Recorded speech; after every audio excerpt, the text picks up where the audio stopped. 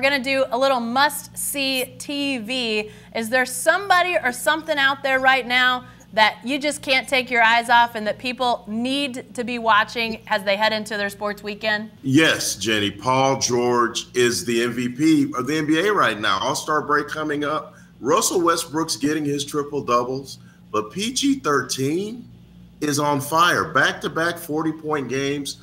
Over the last 14 games, he's averaging 35 points a game, 10 rebounds, and about 7 assists. And you know what? I think it's refreshing because he decided, I'm not going to LA. I'm not going to jump on the LeBron wagon.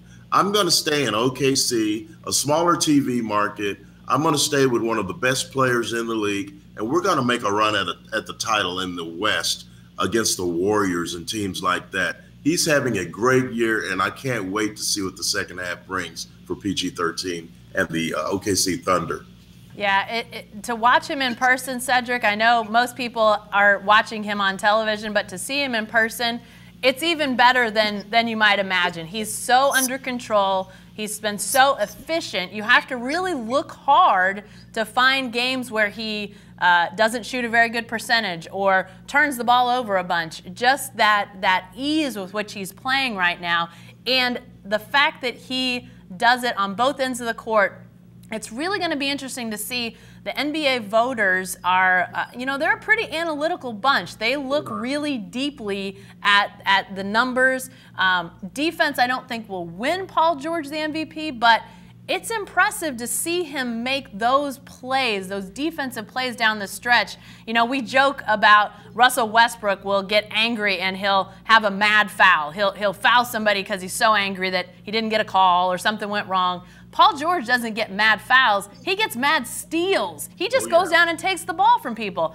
It's been really amazing to watch, and it's interesting that you've seen it from afar, and you get a lot of James Harden down there in Austin, Cedric, so you're seeing a guy that's doing historic things as well. Yeah, James Harden is on a historic run, 30 straight 30-point games, 30 for 30 with a beard. It's amazing, and the fact that he's doing that, and we're thinking of someone else as a possible MVP candidate speaks to the greatness of James Harden. But can he do it in the playoffs? That's always the question with James.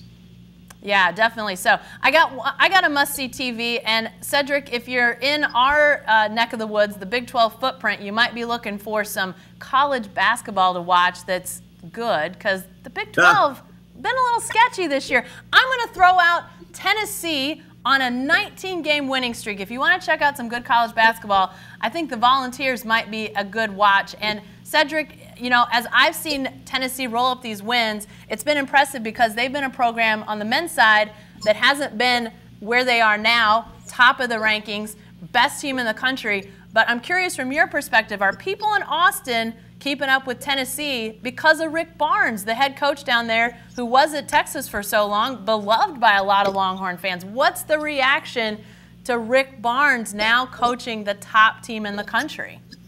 Well, they can't help but notice because their team is 14-11 and 6-6 in the Big 12 and hasn't had a tournament win since Rick Barnes left town. So the Tennessee Volunteers are a great story here in Austin as well, because Rick Barnes made his mark here and led this team to many tournaments, a Final Four in 2003. And we had him on our podcast, Kirk Bowles and I, a couple of weeks ago, and we asked him, was it just a point of you needing a change of scenery? He goes, I didn't need a change of scenery. They changed the scenery for him. So he said he didn't recharge his batteries. He's always been the same. He's brought some tough-minded basketball to that team. They are winning without shooting a lot of three-pointers. They're taking it to the rack and making mid-range jumpers, getting stops on defense. Yeah. That's true Rick Barnes basketball. And if you're at the house on Saturday, Tennessee at number 5 Kentucky, that is must-see TV. Definitely so. And I know if people around here are looking for some connections to a team, Houston and Kelvin Sampson, they've only won 8 in a row, but still a team that's playing really well with a former Big 12 coach. Big 12 basketball, maybe not delivering great basketball this year. We're trying to help you out here with a little must-see TV, and you're right, Cedric. 1 versus 5, can't get much better than that. All right, that's it for the Writer's Block this week. We'll be back next week to talk more about hot topics in sports, so be sure to join us then. We'll see you later.